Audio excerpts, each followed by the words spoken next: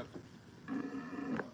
What I hope he's not. Maybe he'll tell us about how beautiful they are and how treated they are.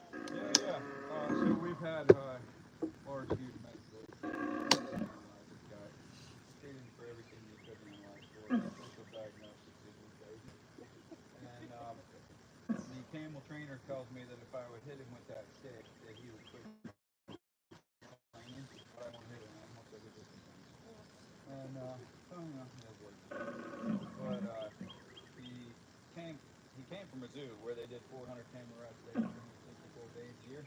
And here on the busiest day he's ever had, he's done 20. And today he's doing 3 in his total of the day. And but every time he gets satellite, he goes, right. But if he was actually angry, a camel can holler at 100 decibels. So he's 15. They're both 15. They're utterly codependent. They were born a few days apart on the same farm, and they've never ever been apart. And they live to be about 40. Oh, wow. Oh look, see the kangaroo facing the water bowl right now? Keep an eye on there. Right now it's feet first to down. All right, guys. So camels. These are 2 male adult dromedary camels. The one closer to us is Ed. The further one is Abu. Ed and Abu are both 15 years old. They live to be about 40. The most interesting thing about a camel is their ability to store and use water in the form of fat. On the hottest day in the desert, a camel can go 10 days to 2 weeks with not one single drop of water. In that period of time, they can lose 30% of their body mass to dehydration. This camel weighs 1,750 pounds. So for him to lose 30% of his body mass,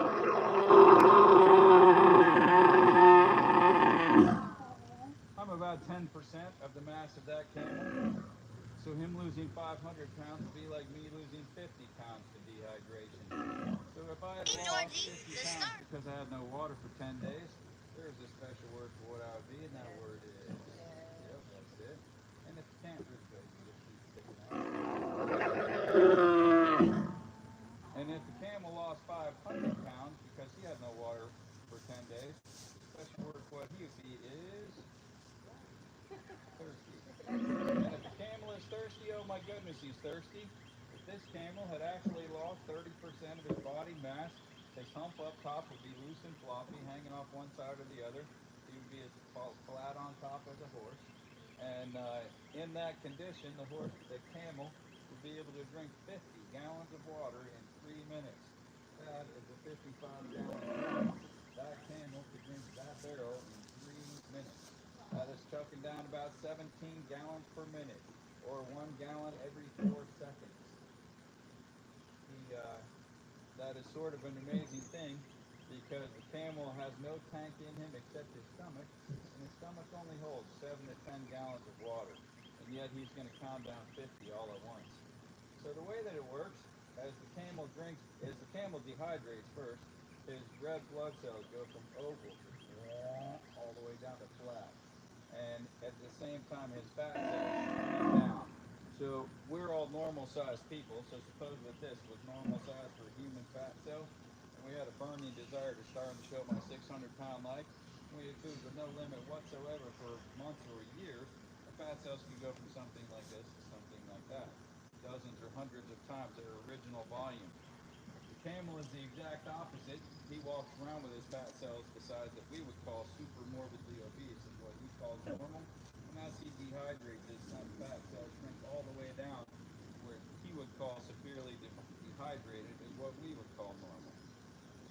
When the camel gets to the other side of the desert and he's going to pound down 50 gallons all at once, what happens is his red blood cells go from flat, just boom, right back to oval as fast as he can swallow the water.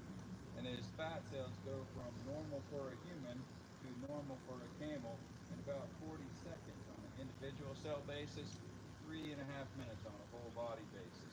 About 3 minutes to chuck down all that water and another 30 seconds to finish processing it. The camel has a slit-shaped nose. He's got about 1 billion hairs in there. Those hairs go all the way back to the crook of his neck. As he exhales, all those millions of little hairs are catching all the water vapor that's in his breath so that he exhales only dry air. As he inhaled, all that same water vapor caught on all those little hairs, moisturizing the air on the way down to his lungs, so he doesn't suffer so much from the dryness of the desert air. The camel has 3 eyelids. His first eyelid closes to make his eye watertight. His second eyelid closes against the sand, but he can see through it. His third eyelid closes to close his eyes. They're all 3 voluntary muscles, and he can hear the baby's head out. Kevin, see the head out? Yeah, I got a lot of it this morning. It's got hair on it now, finally. Yeah, that's good. So as the camel, first eyelid closes to make his eye watertight. Second eyelid closes against the sand, but he can see through it. Third eyelid closes to close his eyes. They're all 3 voluntary muscles. He can choose to close 1 or 2 or 3. Camel, so his eyes, nose, ears, lips, all of it close up airtight, watertight. Big dips behind his eyes aren't so much because he has dips behind his eyes as it is because he has bones. His eyes stick out from the sides of his head on large bony structures, so it gives him a wider field of vision all the way around. So there's nothing in that hole? No, it's just that, no, there's nothing there. No, but his eyes are just sticking out. If you look at him from the front, it's like the cross, on the cross, and his eyes are like on here. So, camel has all these leathery, callousy, worn out looking places on their legs, on the front and back. When he lays down onto the sand, he goes down like this. And these are the places where his skin is going to touch the ground when he lays down. So he has big leathery pads everywhere that he's going to touch the ground. In between his 2 front legs right here, he's got his sternum plate. When he lays down onto the ground, the sternum plate lays on the ground, his body cavity does not.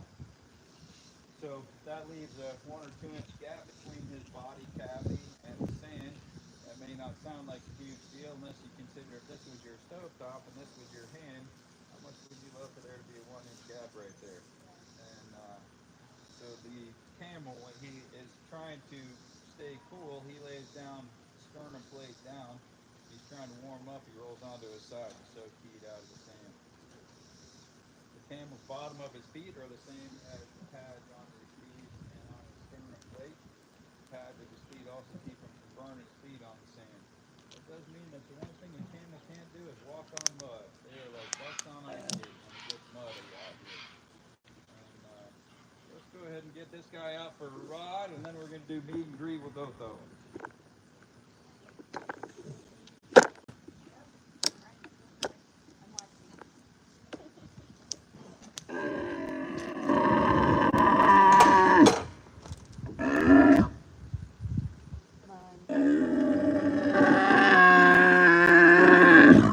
Did someone else tie him up?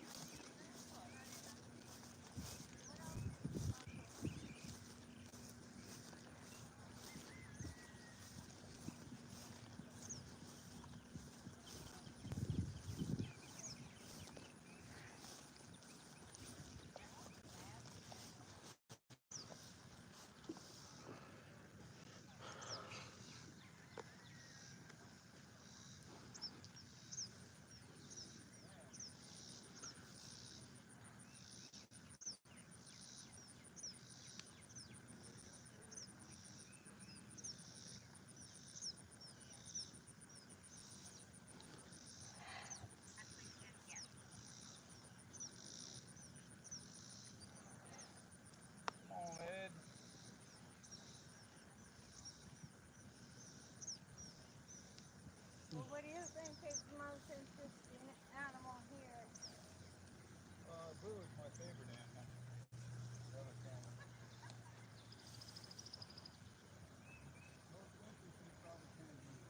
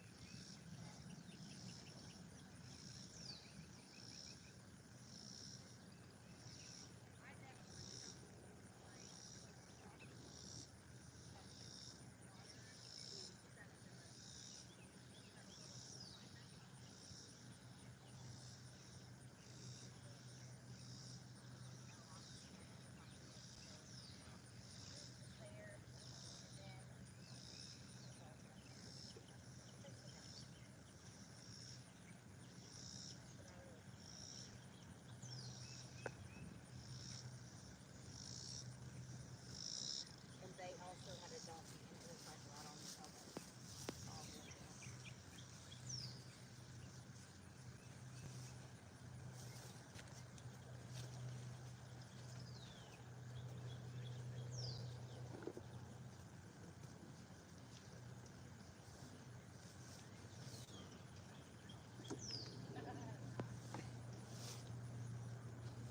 Sorry, the donkey keeps bumping into the tripod. That's why we keep getting the donkey ears and moving of the tripod. So sorry about that. So we're hanging out here in the pasture and we're doing a camel ride. So I just thought we'd hang out here kind of on the corner where we turn so you guys can see it. If you guys are curious, we are located in Benton, Tennessee, halfway between Chattanooga and Knoxville. We have over 150 animals, and we just started doing the spider monkey encounter. So if you've ever wanted to hang out with a spider monkey, you can do that now to Covey Riverside Farm. Just go to our website and book it. Also, tomorrow is Hump Day. That is under events on our website. So if you want a great way to come to the farm and do a farm deal or a farm tour at a good price, that's a good way to do it. Again, sorry the tripod keeps moving. This donkey is hilarious. Hey, you back up.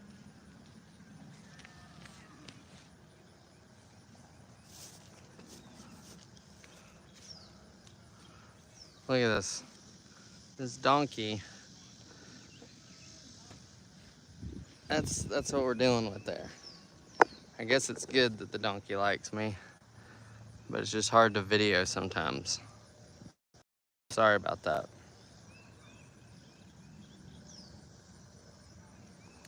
Hey, great question, sis. It's the first Wednesday of every month is hump day. So the first Wednesday of every month.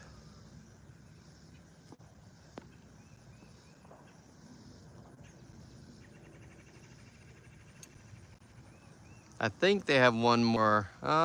Maybe they're done. Oh, that's it for the camel rides.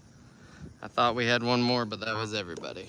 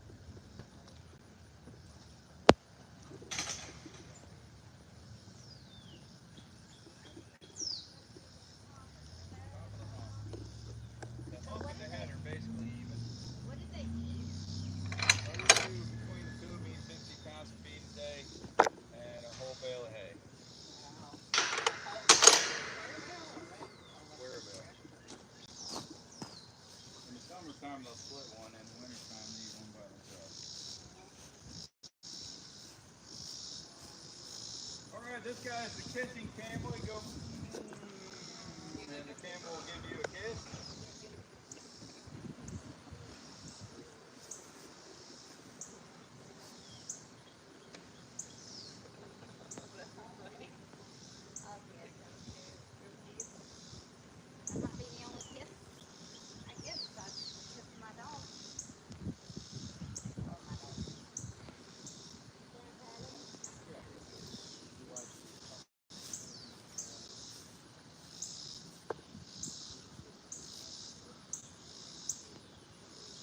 Alright, you guys want to stand between them and he'll be your photographer for you? One grab one grab the other one.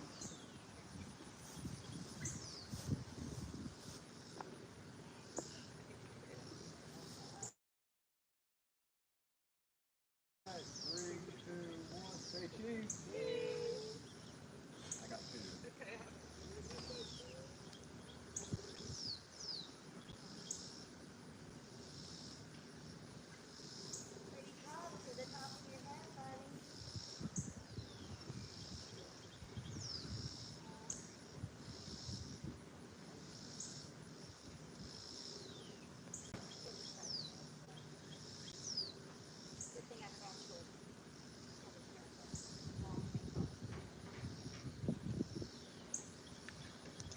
Oh, the dust on that gate. Say what? Yeah. I'm told that if he is a camel, that neck right there was a 2x4. You break the 2x4.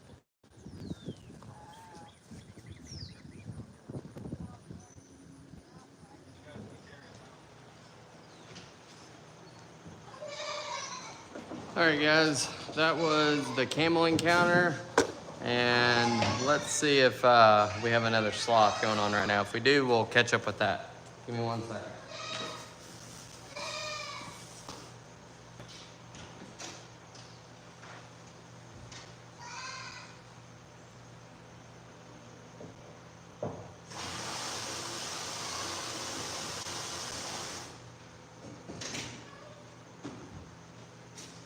Hey guys, we don't have a sloth encounter right now, so I'm sure that we'll be going live again tomorrow. Thank you so much for following along. So if you go to our website at CodyRiversideFarm.com, you'll see the new encounter monkeying around. So if you want to hang out with Georgie, select on that and come visit us tomorrow because Teresa wants to see you for hump day. All right, talk to y'all soon. Bye.